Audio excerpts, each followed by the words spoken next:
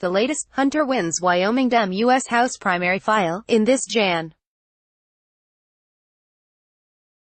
2014 file photo. Wyoming State Treasurer Mark Gordon sits in his office in the state capitol in Cheyenne, WYO. Gordon is among those seeking the Republican nomination to succeed Governor Matt Mead, the winner in the Republican primary on Tuesday, August 21, 2018, will likely meet Democratic former state rep. Mary Throne, of Cheyenne, in November. Throne faces three little-known opponents in the Democratic primary. AP photo, Ben Neary, file, Cheyenne, Wyoming. AP, the latest on Wyoming's primary election, all times local, 11:15 p.m. Republican U.S. Rep. Liz Cheney will face a little-known Democrat from Laramie in her first campaign for re-election. Businessman Greg Hunter beat Laramie attorney Travis Helm to win the Democratic nomination for Wyoming's lone U.S. House seat on Tuesday. Hunter says he has worked as a consultant in Washington, D.C., and for a range of federal agencies, giving him insight into how the federal government works. Hunter previously ran for Congress as a Republican in Ohio. Cheney beat two other Republicans in Tuesday's primary, Blake Stanley of Cheyenne and Rod Miller of Beaufort. Stanley and Miller both characterized themselves as blue-collar conservatives and ran low-key campaigns. ____9:48 p.m. Wyoming State Treasurer Mark Gordon has won a fiercely contested GOP primary to replace Republican Governor Matt Mead.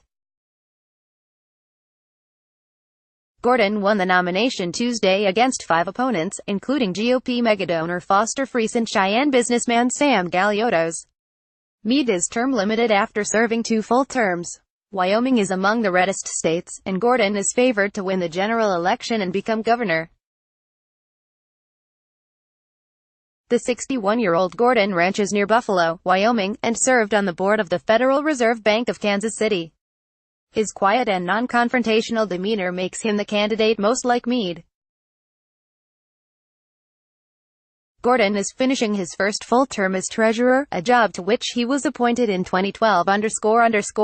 This item has been corrected to show Mark Gordon as state treasurer, not Secretary of State. 9:01 p.m.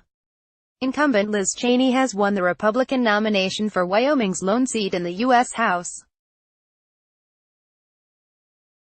Cheney beat two other Republicans in Tuesday's primary, Blake Stanley of Cheyenne and Rod Miller of Beaufort.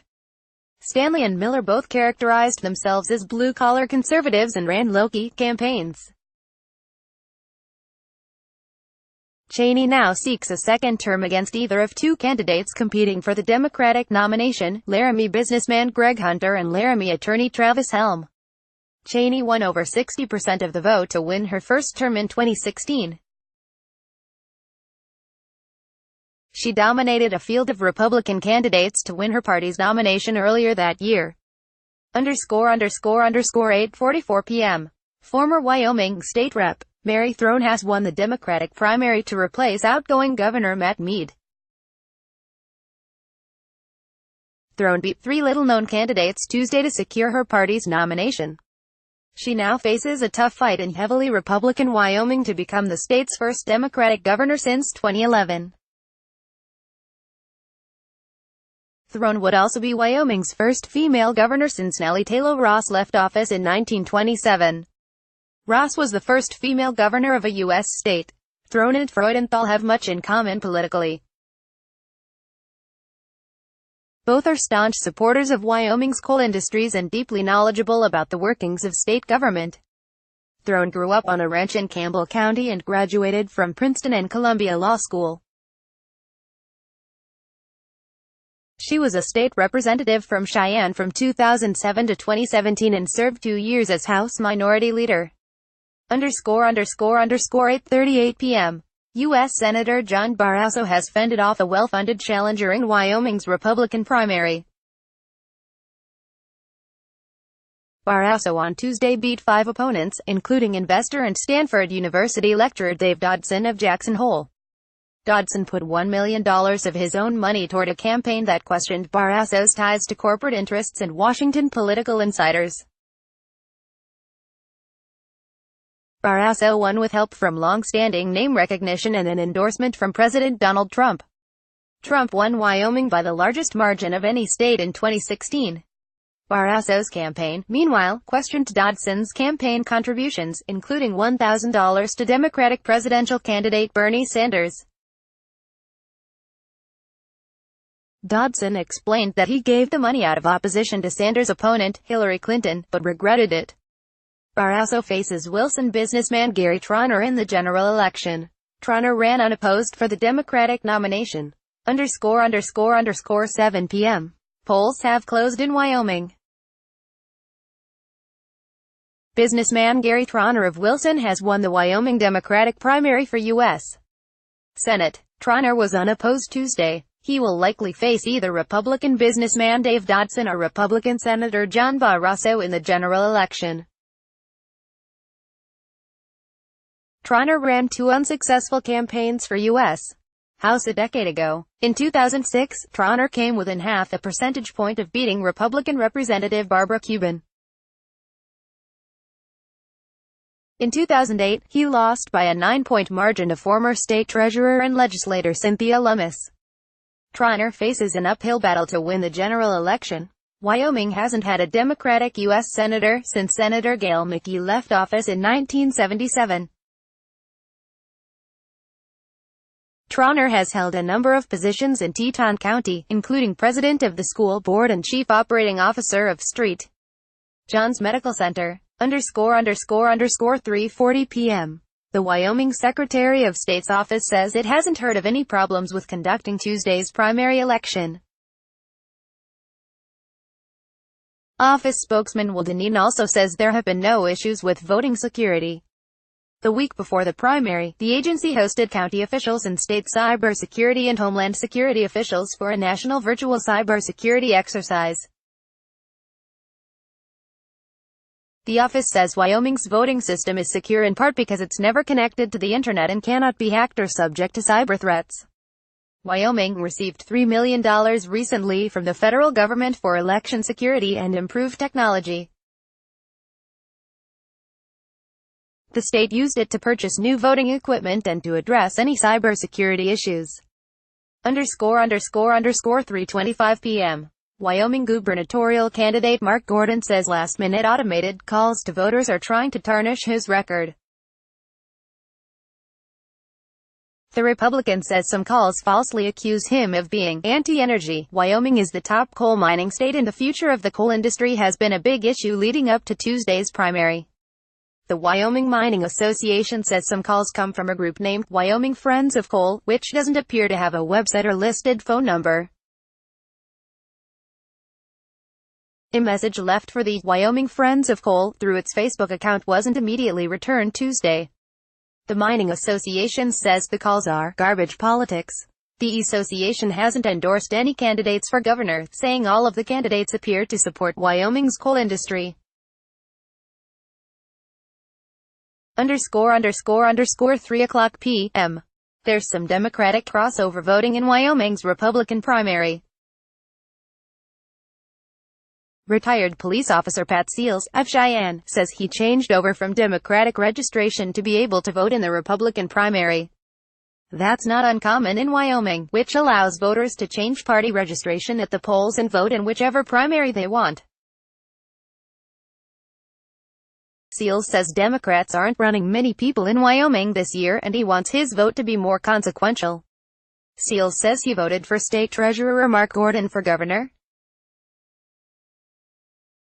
Seals says he likes Gordon's experience in government. None of the other 5 Republicans running for governor has held elected office before.